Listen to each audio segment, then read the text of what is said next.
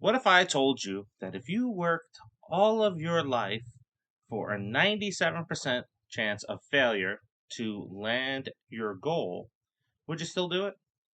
Now, what if I thrown in that you have a 14 to 34% chance of getting hurt and not being able to do it anyway?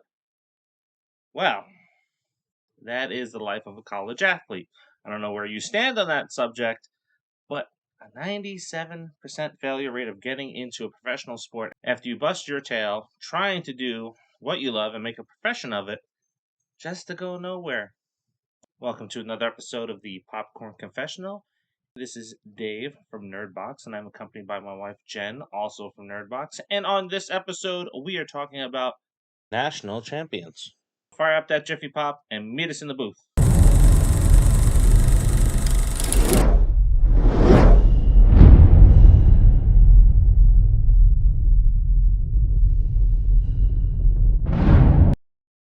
4 days before the college football national championship game, quarterback LaMarcus James and his teammate Emmett Sunday declare that they are going on strike unless student athletes are compensated for playing college football, igniting the sports world and causing the NCAA to launch a damage control campaign.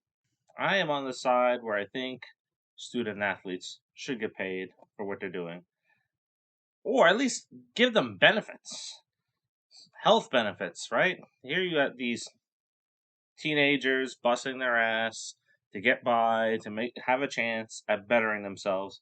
They don't get paid.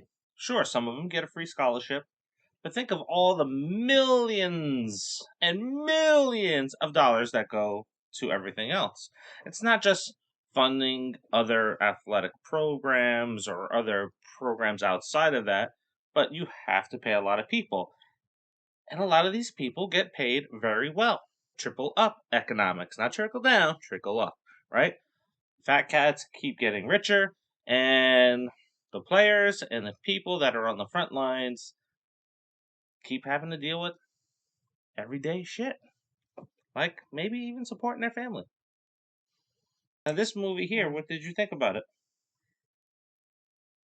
I mean, I think I learned something. I probably didn't know all of that information. I think that it's pretty sucky that first of all they are student athletes, and so I guess I always just thought that if you were like in college, they should offer you some sort of like a student medical insurance or something like that. I mean, I know that some people can still be covered depending on their age under their parents as a student, but I think that some of that changes if you're a student athlete because then you're kind of like a liability or a risk. So there should definitely be something, some Mhm. sort of a medical insurance because these people, they do get hurt.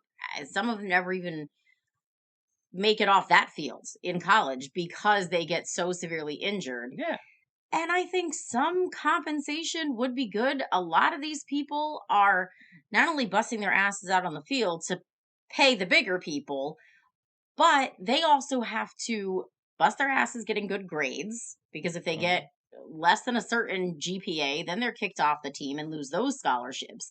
And a lot of them have to work full time on top of doing all of this to make ends If they meet. even can. Now, this movie, straight up drama, no sports in it, and I think it kind of goes where you don't think it's going to go. Because I kind of was like, oh, okay. So, at the end of the movie, we'll probably see this happen. Never happens. Very good acting.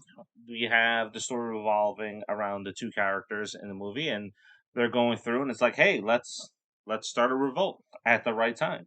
Hmm. And of course, you have corporate America that gets involved and tries to snuff them out by any means necessary, because that's the world we live in, right? Money, Yeah, money, money. big shocker. It's corporate America, right? Hmm. They're all in it for the green, and you know how much it's going to pay them. So Yeah, so we get to see the two players, how they're interacting with the fame that they have, taking full advantage of it, which is great.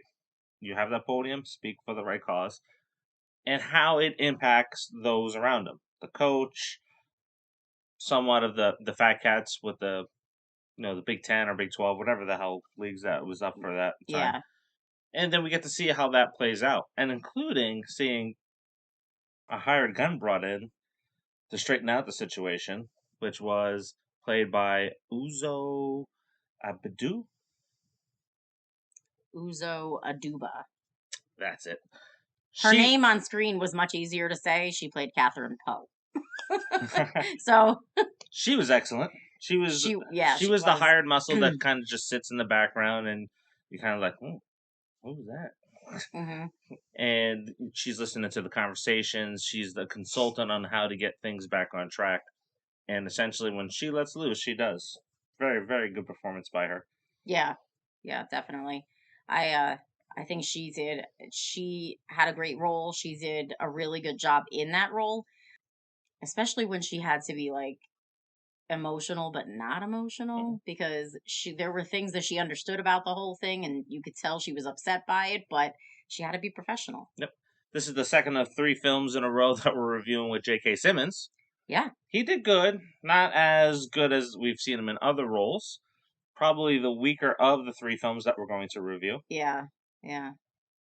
But it's not much to talk about in this film. It's, hey, this is your plot, Yeah. this is your acting, Yeah. and you have some other actors that are in it too that were kind of pointless. Why would I feel? Like Timothy Oliphant and what's her name? Kristen Chenoweth, Yeah. who played J.K. Simmons' wife, and then Timothy Oliphant was this rando teacher. He was like a professor that was helping the students, I guess. One subplot didn't need it. It was a waste of time. Just focus on the main plot of this story because the subplot was just pointless. I didn't care about the character in the film to say, "Oh, wow, big surprise, he's helping the students or not helping the students." Yeah. You don't care about the character at all, or Kristen, whatever her last name is. Chenoweth. Yes, her. Don't care about either one of those characters. So how their story plays out is like, okay, see, what do you rate it? So, going with the new rating system, I am going to give this a one and done. I mean, I didn't fall asleep watching it, and there was good acting, and I wanted to see the outcome. But now that I know the outcome, there isn't any other reason to ever watch it again. Yeah, I'm going to agree with you. It is definitely a one and done for me too. Watch it. It's not bad. It's not great. It's just like it's there. Yeah, and when you go and see it for free, it's. Yeah, I wouldn't have seen this if it wasn't for free. I wasn't really interested going into it, and I wasn't blown away like other films that we went in. Yeah, it wasn't a movie that it wasn't really on my list to see, but it was one of those filler movies where, we had a day where there wasn't anything else that we hadn't seen, so that's what we went to see. Yes. So, and that happens a lot, and sometimes they knock it out of the ballpark with those films, but this one didn't do that. So, Yep. So if you're a sports fan, you'll like this movie. If you're not a sports fan, find something else to well, watch. maybe you'll like the drama aspect of it then if you're not a sports fan. There are a lot better movies with less notoriety out there that you can watch for drama. Yeah. And I'm just going to go and say, come on. Go watch that one. That was definitely a far better drama than this film. And a couple of the upcoming movies that we're going to talk about, definitely better dramas as well. Definitely. So, anyway, don't forget to like, subscribe, turn on the notifications, and share. Yes. And until the next, see See you. ya.